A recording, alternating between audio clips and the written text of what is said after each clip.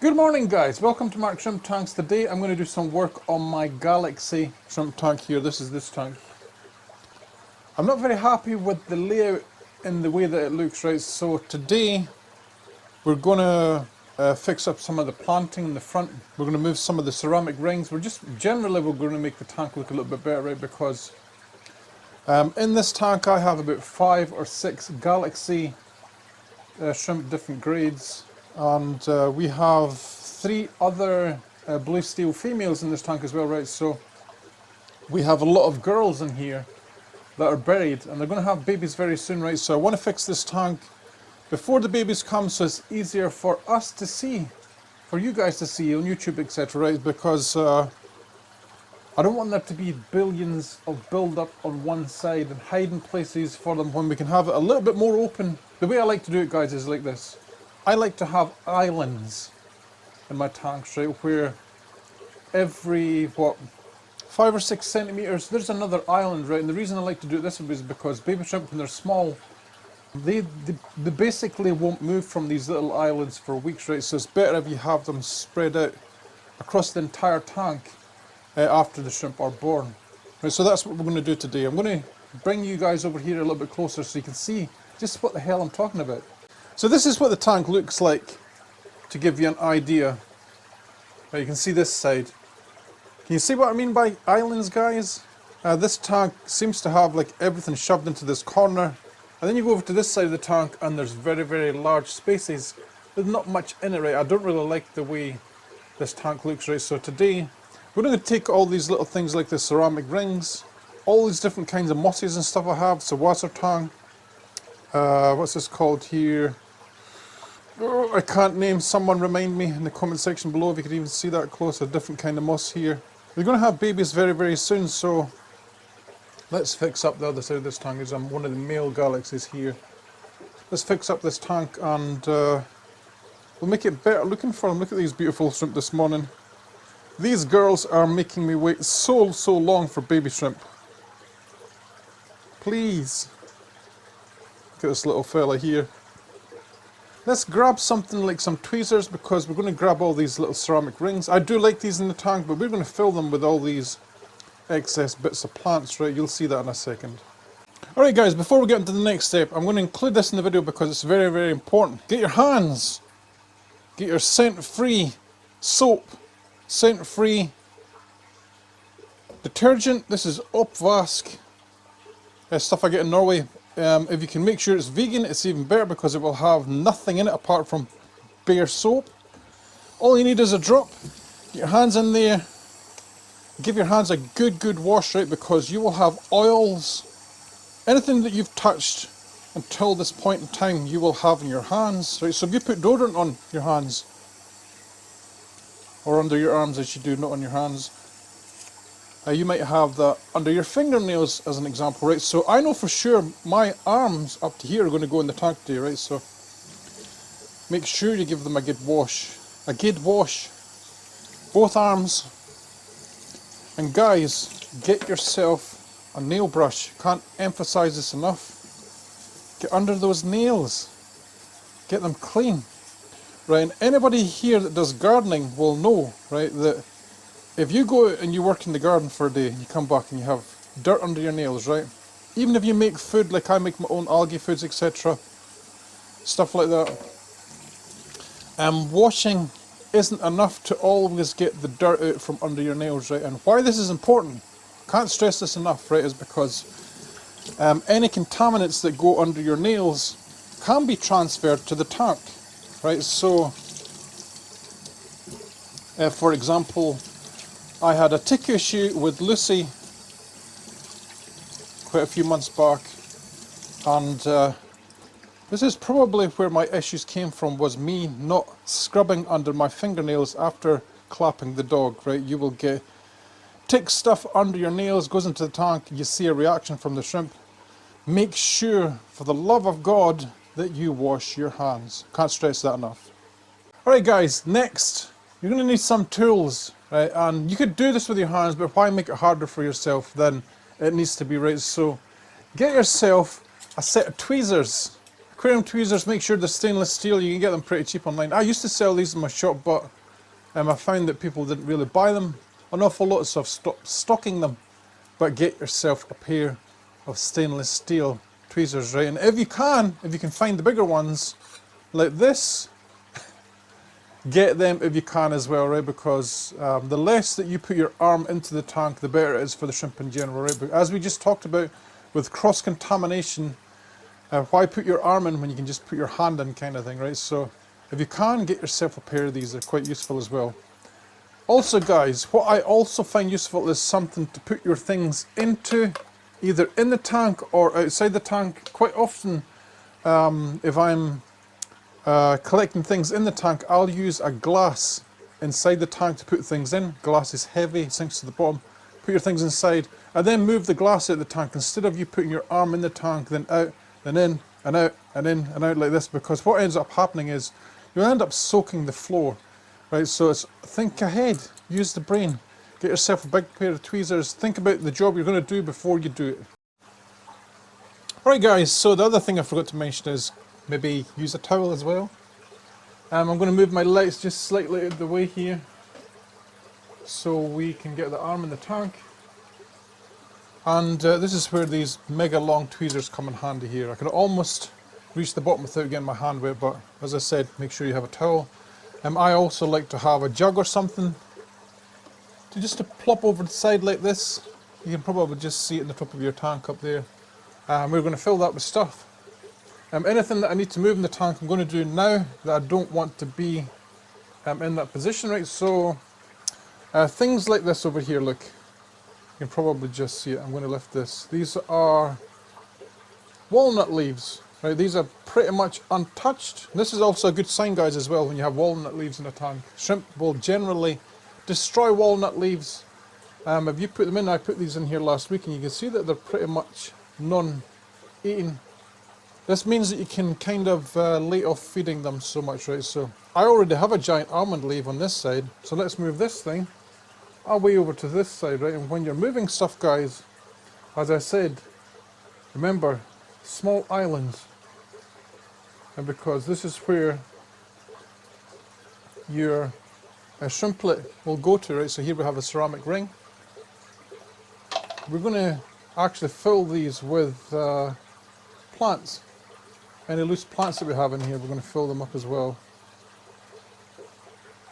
Get the ceramic rings in. I don't have too much in here actually. I don't have too much, right? So it won't take too long to do this. So let's grab that one there. Away at the side. Ceramic ring. And then I'm going to look at things like just placement of objects in the tank, right? So this corner here is the worst. We have everything built up in this corner, right? So let's move some of these plants. There's lots of moss. There's actually shrimp food in this plant, that's why the shrimp are on it. We'll move that out the tank because we're going to actually put that into something else. There's a little bit of water tank with some alder cones. Let's get you in that little jug as well because we'll put you into a thingamajig. Guys, I don't mind leaving all the stalks in from bits of plants that we put in here because the shrimp and the things like snails and stuff will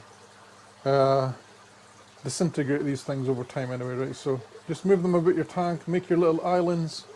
It might not look much to you, but the skeleton of this walnut leaf will still produce biofilm for little shrimplets, right? So make your little islands. I no longer use soaching oxidators in my tanks just because I'm not using them unless I have to, basically. Like in the summer, I might use them. Always, guys, as well, give them a little bit of a shake before you take them out of the tank because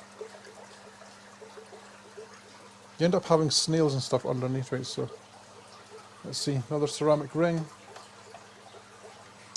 Big objects in the tank should go at the back, small objects to the front, right? So we're actually going to move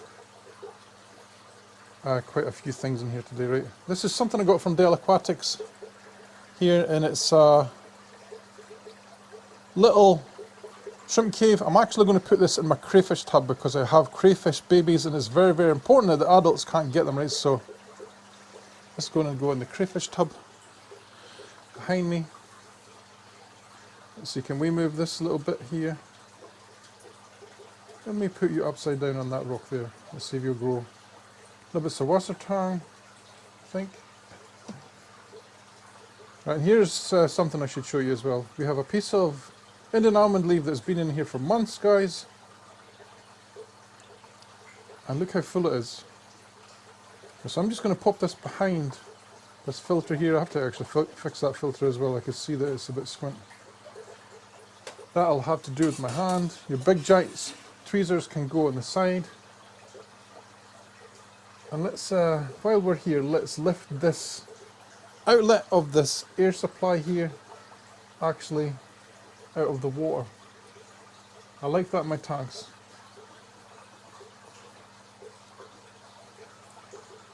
It's not sticking too well. Make sure that your outlets are out of the water a little bit. I think they oxygenate the water a little bit better when they're just out of the water, no more. So I'm going to do that with the other one on this side that you can't see. Let's straighten this up. For your OCD people out there. Right, and it's already looking better. I have some giant females over here. We'll try and get some footage of them for you as well. Giant females. All the girls in this tank are buried, so that is why I'm doing all this now. Let's get this cholla wood just to somewhere that there's nothing, right? So let's move you there.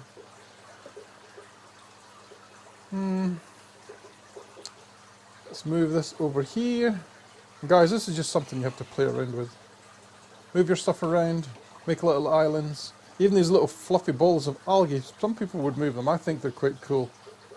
Little island for shrimplet to climb on, right? So the next thing I'm going to do is I'm going to move this rock a little teeny bit further back, and I'll have to use my hand here, guys, because things like rocks and stuff, you won't be able to pick up tweezers. And you want to make sure that when you pick rocks up in your tank that you have a good grip of them, because I actually have broken the base of a tank before by dropping a rock like this onto a substrate and smashing the glass underneath. Right, so lesson learned there, never drop your rocks onto the tank, even with substrate, because you will break the glass, or you could possibly break the glass.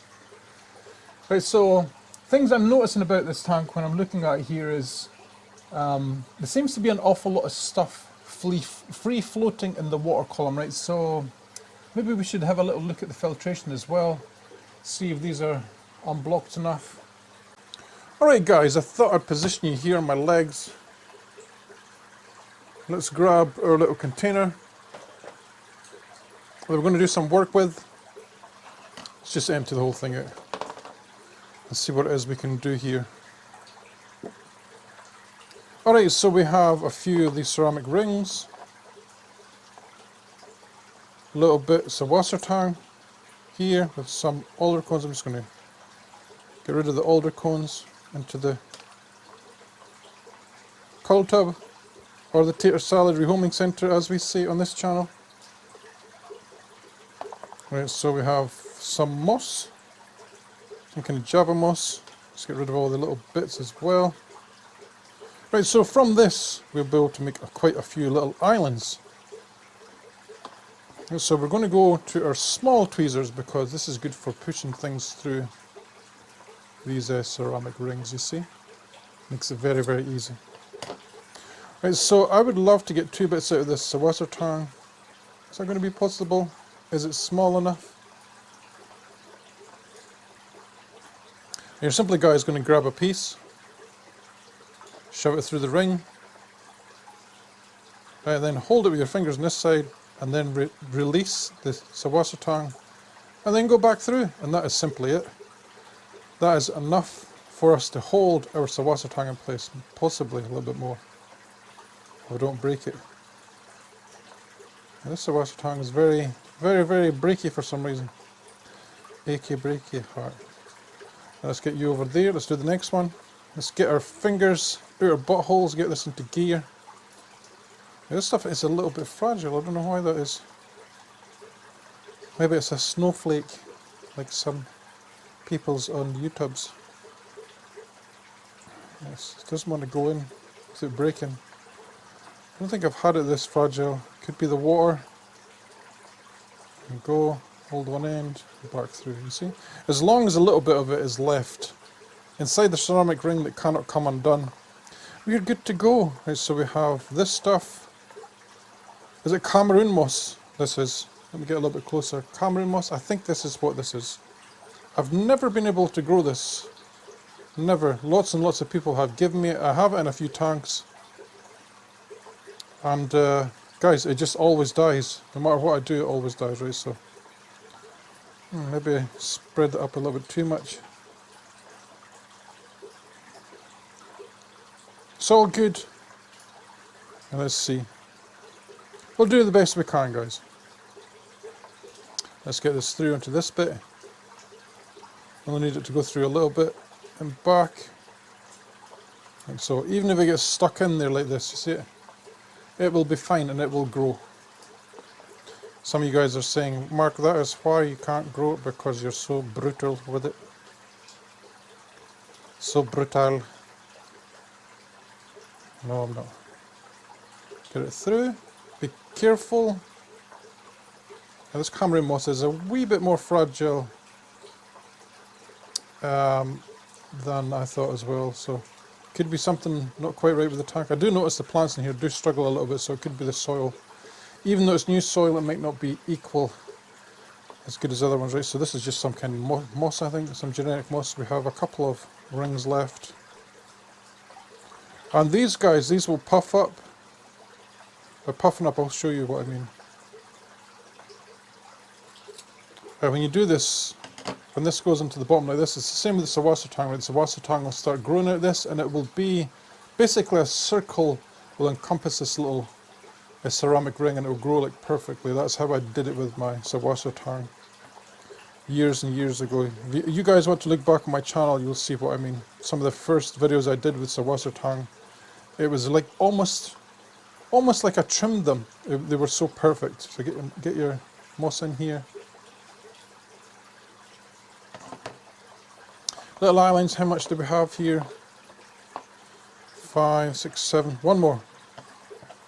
And all these little bits as well can go back in the tank, because they will still grow, and then we can attach them to stuff later on. Right, so we're going to go with this Cameroon moss here, because there's enough here to make another little thing. You see it?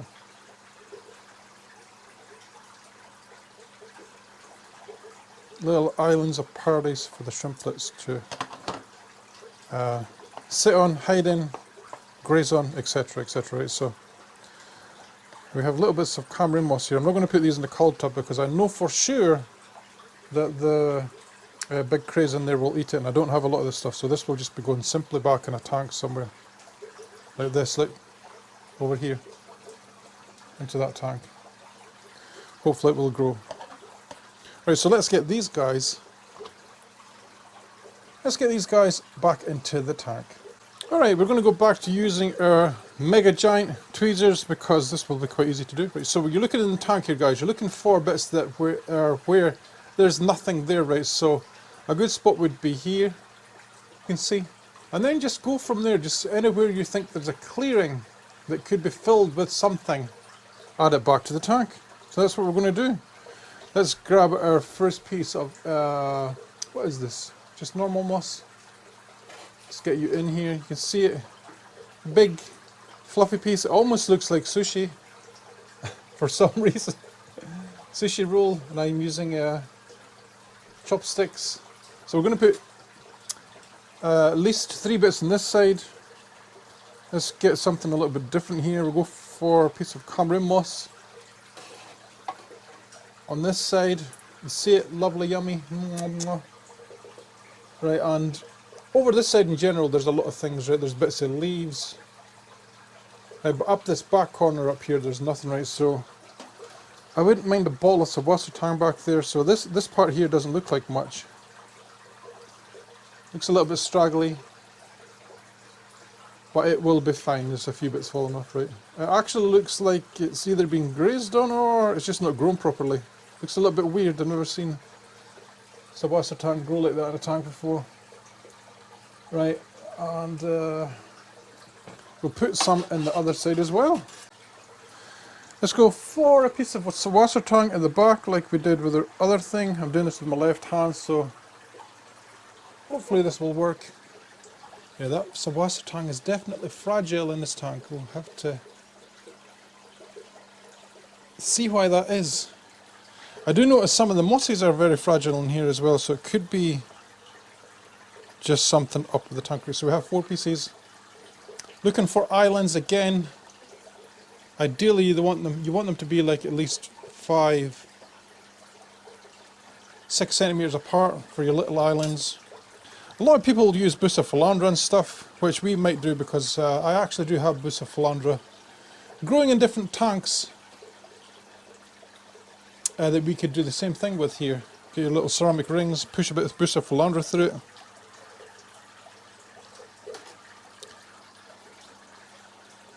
Let's see, where will this go? Away over here into this corner. And that is this side done. In the center here we have, or just off the screen here, we have the feeding dish, right? So let's see how this goes. Also guys, while we're here, I said the tank is a little bit dirtier on the inside than I would like it to be. Considering there's only like 8 shrimp in this tank, I can see a lot of particles flying around here when I move my hand in the tank. They shouldn't be there, right? So that to me tells me my filtration circulation isn't working quite as hard as it should be, right? So pot mini filters are quite powerful in small tanks, but on a bigger tank you need them to work at their full capacity to clean the tank properly, right? So let's find the plug for this pot mini filter somewhere, wherever it is. There you go, right? And we're going to take off these 2 sponges here. I'm going to take off the 2 sponges here. Yeah, and I can see the amount of detritus and stuff that's actually on them. Just give them a little wiggle like this. Get the jug that you used before. Always give your stuff a wiggle, guys, because shrimp will stick to it. It gives them a chance to get off the filter before you take it out, right? This one is the same. It has a lot of detritus on it. You can probably see that from the camera. If I give it a shake, you can see all the stuff falling off it. So just make sure you give it a wiggle like this. Give everything a chance to get off it, right? And we're going to go over to the tap and we're going to clean these. And yes, I did say the tap. Alright guys, we have our sponges here. You want a medium temperature for this, not freezing cold, not mega hot either. There is no chlorine in my water, and even if there was, there's not enough contact time between a sponge and the chlorine to actually kill the bacteria on it, right? So don't worry about that when you do stuff like this. All we're doing here is we're removing all the loose sediment that's built up into the filter, right? To really sterilize this kind of thing, you would need to boil it, right? But that's not what we're going to do. By that I mean, guys, people are often worried when they do stuff like this that the chlorine in the tap water will kill the bacteria. And that's what I meant right there. Is there's no way, there's just simply not enough contact time for that to actually happen. This one isn't actually that bad, actually. It's a little bit slimy, like it's clogged up. It is very green. I do notice it's very, very green, so it is a little bit slimy, but it isn't blocked up at all. So it's simply blocked up with algae. I don't think I've ever cleaned the filter in this tank, so that's probably the issue. See if this one's any better. I can feel on the inside of this one it's like hard, so what you do with that is you roll it with your fingers like this and you squeeze the inside, right? Roll it and squeeze. You can actually see this one's sticking together a little bit, right? So roll it together like this and that'll unblock the centre.